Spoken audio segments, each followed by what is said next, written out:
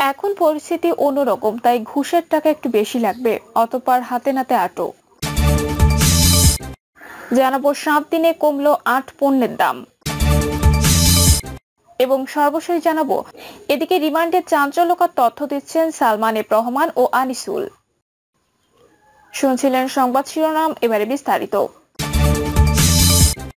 এখন পরিস্থিতি অন্যরকম, তাই ঘুষের টাকা একটু বেশি লাগবে, অতঃপর হাতে নাতে আটক। এখন পরিস্থিতি অন্যরকম, তাই ঘুষের টাকা একটু বেশি লাগবে। সুনামগঞ্জ জেলা ওষুধ তত্ত্বাবধায়কের কার্যালয়ে ড্রাগ লাইসেন্স নিতে আসা কয়েকজনকে এমন কথা বলেছিলেন কার্যালয়টির অফিস সহকারী মোহাম্মদ ফাহিম মিয়া। সেই অনুযায়ী লাইসেন্স প্রত্যাশী একজন টাকা নিয়ে আসেন। পরে সেই ঘুষের টাকা সহ ওই অফিস সহকারীকে হাতে নাতে আটক করেন বৈষম্য বিরোধী ছাত্র আন্দোলনের শিক্ষার্থীরা। ভুক্তভোগী সুনামগঞ্জের তাহিরপুর উপজেলার বড়ছড়া এলাকার বাসিন্দা আমিনুল ইসলাম বলেন, এলাকায় তার একটি ফার্মেসি রয়েছে, এটি নিবন্ধনের জন্য তিনি এই কার্যালয়ে যোগাযোগ করেন। এজন্য আগে ঘুষের পরিমাণ ছিল 20,000 টাকা। সেই অনুযায়ী তিনি শুরুতে 10,000 টাকা দিয়েছেন, কিন্তু নিবন্ধনের কাগজপত্র নেওয়ার জন্য 2 দিন আগে যোগাযোগ করলে অফিস সহকারী মোহাম্মদ ফাহিম মিয়া তাকে জানান এখন পরিস্থিতি একটু অন্যরকম, বিভিন্ন জায়গায় বেশি টাকা দিতে হয়, তাই ঘুষের টাকার পরিমাণ আরো বাড়াতে তাদের 3 জনের কাছে আরো 15,000 টাকা করে দাবি করা হয়। তিনি সবশেষে 10,000 টাকা দিতে রাজি হন। এতেও কাগজ দিতে রাজি না হয় তিনি আজ 10,000 টাকা নিয়ে ওই কার্যালয়ে যান। এর আগেই তিনি শিক্ষার্থীদের বিষয়টি জানিয়ে আসেন। তার কাছ থেকে ঘুষের টাকা নেন অফিস সহকারী মোহাম্মদ ফাহিম মিয়া। টাকা নেওয়ার পরে সেখানে উপস্থিত হন শিক্ষার্থীরা। পরে শিক্ষার্থীরা টাকা সহ হাতে নাতে অফিস সহকারী মোহাম্মদ ফাহিম মিয়াকে আটক করেন। আটক মোহাম্মদ ফাহিম মিয়া প্রথমে নিজেকে ওই অফিসের কেউ বলে দাবি করেন।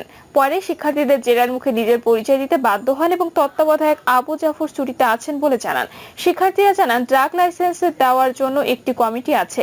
কমিটির সদস্য হিসেবে জেলা প্রশাসনের একজন কর্মকর্তা, সিভিল সার্জন কার্যালয়ে একজন কর্মকর্তা সহ সদস্যদের ঘুষের টাকা ভাগ দিতে হয়। গত মাসে কাকে কত টাকা দিতে হয়েছে তার একটি তালিকাও পেয়েছেন তারা। বৈষম্য বিরোধী ছাত্র আন্দোলনের সংগঠন ওসমান গনি বলেন, ঘুষের টাকা সহ আটক করেছি, জেলা প্রশাসনের সঙ্গে বিষয়টি নিয়ে যোগাযোগ করেছি। এ বিষয়ে তাদের সঙ্গে আলোচনা করে পরবর্তী করণীয় নির্ধারণ করা হবে। 7 দিনে কমলো 8 পণ্যের দাম। রাজধানীর খুচরা বাজারে 7 দিনের ব্যবধানে 8 পণ্যের দাম কমেছে। পণ্যগুলো হচ্ছে আলু, পেঁয়াজ, খোলা সয়াবিন তেল, ডিম, ব্রয়লার মুরগি, আদা, জিরা ও লবঙ্গ। তবে এই সময়ের মধ্যে বেড়েছে চাল ও চিনির দাম। সপ্তাহের ব্যবধানে প্রতি কেজি চাল 2 থেকে 4 টাকা ও চিনি 5 টাকা বেড়ে বিক্রি হচ্ছে। সঙ্গে 5 লিটার বোতলজাত সয়াবিন তেল 10 টাকা বেড়ে বিক্রি হচ্ছে। চালের দাম বাড়লেও বাজারে এই পণ্যের কোনো সংকট নেই। রাজধানীর পাইকারি আড়ত থেকে শুরু করে খুচরা পর্যায়ের প্রত্যেকটি দোকানে সরবরাহ ছিল পর্যাপ্ত। প্রত্যেকটি দোকানে থরে থরে রাখা আছে বস্তা, কিন্তু দাম বেশি। রাজধানীর কাউরান বাজারে চাল কিনতে আসে মোহাম্মদ শাকিল বলেন, এখন চালের দাম কেন বাড়লো তা বুঝতে পারছি না। এখানে দোকানে চালের কোনো সংকট নেই, দেশে পরিবহন চলাচল স্বাভাবিক আছে। আগে রাস্তায় চাঁদাবাজি থাকলেও এখন নেই। তারপর বিক্রেতারা বাড়তি দরে চাল বিক্রি করছে। চালের পাশাপাশি চিনি ও ভোজ্য তেলের দাম বেড়েছে। রাজধানীর খুচরা বাজারে প্রতি কেজি খোলা চিনি বিক্রি হচ্ছে 130 থেকে 135 টাকা, যা 7 দিন আগে প্রতি কেজি সর্বনিম্ন 125 টাকায় বিক্রি হয়েছে। আর 5 লিটারের বোতলজাত সয়াবিন তেল বিক্রি হয়েছে সর্বোচ্চ 810 টাকা, যা সপ্তাহখানেক আগেও 800 টাকায় বিক্রি হয়েছে। এদিকে খুচরা বাজারে প্রতি কেজি ব্রয়লার মুরগি 160 থেকে 170 টাকায় বিক্রি হচ্ছে, যা এক সপ্তাহ আগে 170 থেকে 180 টাকায় বিক্রি হয়েছে। প্রতি কেজি দেশি মুরগি বিক্রি হচ্ছে 650 টাকা কেজি, যা আগে 700 টাকা ছিল। পাশাপাশি খুচরা বাজারে প্রতি হালি ফার্মের ডিম 48 থেকে 50 টাকা বিক্রি হচ্ছে। তবে পাড়া মহল্লার মুদি দোকানে হালি প্রতি 2 টাকা বেশি দরে বিক্রি হচ্ছে, যা 7 দিন আগেও 50 থেকে 55 টাকা ছিল। রিমান্ডে চাঞ্চল্যকর তথ্য দিচ্ছেন সালমান এফ রহমান ও আনিসুল। সাবেক প্রধানমন্ত্রী শেখ হাসিনার উপদেষ্টা সালমান এফ রহমান এবং সাবেক আইনমন্ত্রী আনিসুল হকের নাম কেবল হত্যাকাণ্ডের সঙ্গে সংশ্লিষ্ট নয়, প্রতিপক্ষকে ঘায়েল করতে রাষ্ট্রযন্ত্রকে চরমভাবে অপব্যবহার করেছিলেন তারা। পাশাপাশি ভয়াবহ আর্থিক কেলেঙ্কারির সঙ্গে প্রত্যক্ষ বা পরোক্ষভাবে জড়িত ছিলেন সালমান। তাই রিমান্ডে হত্যা মামলার পাশাপাশি দেশের সার্বিক অর্থনীতির মন্দা অবস্থা সৃষ্টি করা সহ বিগত সরকারের অপকর্ম ও দুর্নীতি সহ নানা বিষয়ে জিজ্ঞাসাবাদ করা হচ্ছে। তারা দিচ্ছেন অজানা অনেক চাঞ্চল্যকর তথ্য। এসব তথ্যের ভিত্তিতে তাদের বিরুদ্ধে আরো একাধিক মামলা করার চিন্তা করেছেন সরকারের সংশ্লিষ্টরা। পুলিশের পাশাপাশি সংশ্লিষ্ট কয়েকটি মামলা তদন্ত করবে দুর্নীতি দমন কমিশন। ঢাকা মেট্রোপলিটন পুলিশের উচ্চ পর্যায়ের একাধিক সূত্র এসব তথ্য নিশ্চিত করেছে। ডিএমপি নিউ মার্কেট থানায় দায়ের হওয়া হকার শাহজাহান আলী হত্যা মামলায় গ্রেপ্তার করা হয় সালমান এফ রহমান এবং আনিসুল হককে। তাদের আদালতে হাজির করে 10 দিনের রিমান্ডে নেয় পুলিশ। তারা এখন ডিবি হেফাজতে আছেন। যে মামলায় তারা রিমান্ডে আছেন ওই মামলায় কোনো আসামির নাম নেই, তবে অজ্ঞাতনামা হিসেবে বিএনপি ও জামায়াত শিবির নেতাকর্মীকে আসামি করা হয়েছে। সদ্য বিদায়ী সরকার আমলে গত 16 জুলাই করা মামলায় ধরা খেলেন ওই সরকারের প্রভাবশালী এই উপদেষ্টা ও মন্ত্রী। রিমান্ডের প্রথম দিনে জিজ্ঞাসাবাদে তারা দেশে অনাকাঙ্ক্ষিত পরিস্থিতি তৈরির জন্য সাবেক স্বরাষ্ট্রমন্ত্রী আসাদুজ্জামান খান কামাল ও আওয়ামী লীগের সাধারণ সম্পাদক সাবেক সড়ক পরিবহন ও সেতুমন্ত্রী ওবায়দুল কাদেরের উপর হেফাজতে থাকা সালমান ও আনিসুল দুজনকেই 3 বেলায় ডিবির সরবরাহ করা খাবার খাচ্ছেন। খাবার তালিকায় আছে সকালে ডাল, রুটি, সবজি এবং দুপুরে ও রাতে ভাত, মাছ, মাংস, ডাল, সবজি। ডিবিতে তাদের রাখা হয়েছে সাধারণ অপরাধীদের মতো। এক্ষেত্রে তারা কোনো বিশেষ সুবিধা পাচ্ছেন না। তাদের চাহিদা অনুযায়ী ওষুধ ও কাপড় চোপড় বাইরে থেকে দেওয়া হয়েছে। ডিএমপি দায়িত্বশীল সূত্র জানায়, গ্রেপ্তারকৃত অপরাধ শুধু পুলিশ কেসের মধ্যে সীমাবদ্ধ নয়।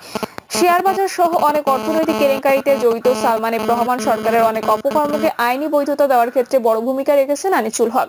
তাই তাদের জিজ্ঞাসাবাদের ক্ষেত্রে হত্যা মামলার পাশাপাশি অর্থনৈতিক ও আইনগত বিষয়কে গুরুত্ব দেওয়া হচ্ছে। সূত্র আরো জানায়, যে মামলায় সালমান এফ রহমান এবং আনিসুল হককে গ্রেপ্তার করা হয়েছে সেই মামলায় ভিকটিম গুলিতে মারা গেছেন। অথচ এজাহারে বলা হয়েছে কোটা বিরোধী জামায়াত শিবির এবং বিএনপি নেতাকর্মীদের এলোপাতাড়ি আঘাতে ভিকটিম শাহজাহান মারা গেছেন। মামলায় কেন মিথ্যাচার করা হয়েছে সেই বিষয় নিয়েও তাদের জিজ্ঞাসাবাদ করা হচ্ছে।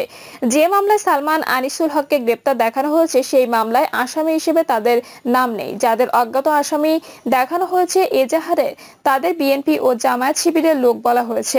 তাহলে কি সালমান এফ রহমান এবং আনিসুল হক বিএনপি জামায়াত শিবিরের সঙ্গে সংশ্লিষ্ট? এমন প্রশ্নের জবাবে ডিএমপি কমিশনার মাইনুল হাসান বলেন, মামলা হলো ফার্স্ট ইনফরমেশন রিপোর্ট।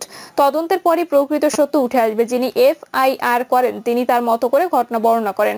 উনি যা জানেন তাই প্রাথমিকভাবে উল্লেখ করেন। এজন্য সেটির নাম প্রাথমিক তথ্য বিবরণী। তদন্ত করলে প্রকৃত ঘটনা উঠে আসে। সাম্প্রতিক সময়ে যেসব ঘটনা ঘটেছে সেগুলো এমনিতেই হয়নি। কি কারণে ঘটেছে, কেন ঘটেছে সবই তদন্তে উঠে আসবে। ডিএমপি কমিশনার বলেন, যাদের গ্রেপ্তার করা হয়েছে তারা নিশ্চয়ই মামলার সঙ্গে সংশ্লিষ্ট ছিলেন। কেবল একটি দুটি মামলায় তারা সংশ্লিষ্ট নয়, সারা দেশে অনেকগুলো ঘটনা ঘটেছে। ওইসব ঘটনায় গ্রেপ্তারকৃতদের কি ধরনের সংশ্লিষ্টতা ছিল তা খতিয়ে দেখা হচ্ছে। সালমান এফ রহমান এবং আনিসুল হক বিভিন্ন অপকর্মের হোতা। অপরাধ করেও এতদিন তারা বহাল তবিয়তে ছিল। 15 বছরে মানুষ তাদের হাতে নানাভাবে নির্যাতিত হয়েছে। এবার তারা আর পার পাবে না। তদন্ত সংশ্লিষ্ট সূত্র বলেন, সালমান এফ রহমান এবং আনিসুল হক এখনো ট্রমার মধ্যে আছেন। তারা বুঝতেই পারেননি যে এত দ্রুত সরকার পতন হয়ে যাবে। জিজ্ঞাসাবাদে আনিসুল হক বলেন, দেশের ছাত্র আন্দোলন শুরু হওয়ার পর আমি একটি সমাধানের দিকে যাচ্ছিলাম, কিন্তু সাবেক স্বরাষ্ট্রমন্ত্রী আসাদুজ্জামান খান কামাল ও সাবেক সেতুমন্ত্রী ওবায়দুল কাদেরের কারণে সেটা সম্ভব হয়নি। আন্দোলন দমনে তারা খুবই অ্যাগ্রেসিভ ছিলেন। এছাড়া তৎকালীন প্রধানমন্ত্রী শেখ হাসিনাকেও বাস্তবতা বোঝানো যাচ্ছিল না।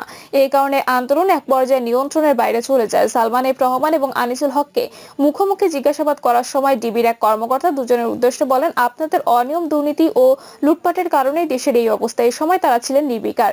যে মামলায় সাবেক প্রভাবশালী উপদেষ্টা সালমান এফ রহমান ও সাবেক মন্ত্রী আনিসুল হককে গ্রেপ্তার করা হয়েছে সেই মামলার বাদী আয়েশা বেগম এজাহারে বলেন, আমার ছেলে শাহজাহান আলী নিউ মার্কেট এলাকায় বলাকা সিনেমা হলের গলির মুখে পাপোশের দোকানে কাজ করত। প্রতিদিনের মতো গত 16 জুলাই সকাল 9টার দিকে তার দোকানে কাজ করতে যায়। বিকেল 6:15টার দিকে অজ্ঞাত এক ব্যক্তি আমাকে ফোনে জানায় আমার ছেলে শাহজাহান আলী গুরুতর অসুস্থ অবস্থায় ধানমন্ডি পপুলার হাসপাতালে ভর্তি আছেন।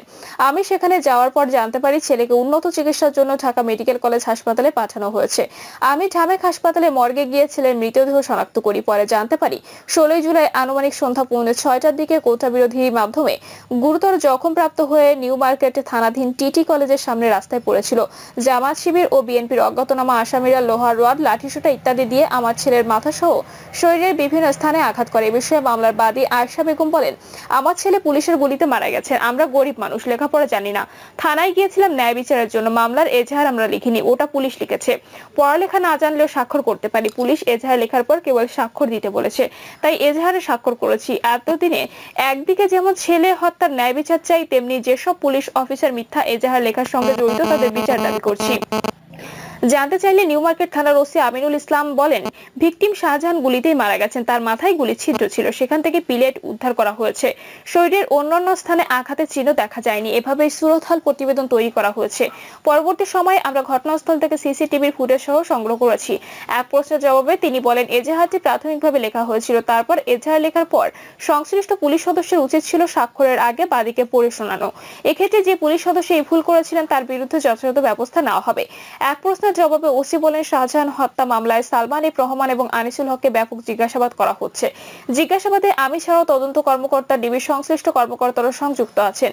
জিজ্ঞাসাবাদে যেসব তথ্য বেরিয়ে আসছে তদন্তের স্বার্থে সেগুলো এখনই বলা ঠিক হবে না। প্রিয় দর্শক, এই ছিল এখনকার সর্বশেষ সংবাদ। আপডেট সব সংবাদ পেতে চ্যানেলটি সাবস্ক্রাইব করে বেল আইকনটি ক্লিক করে রাখুন।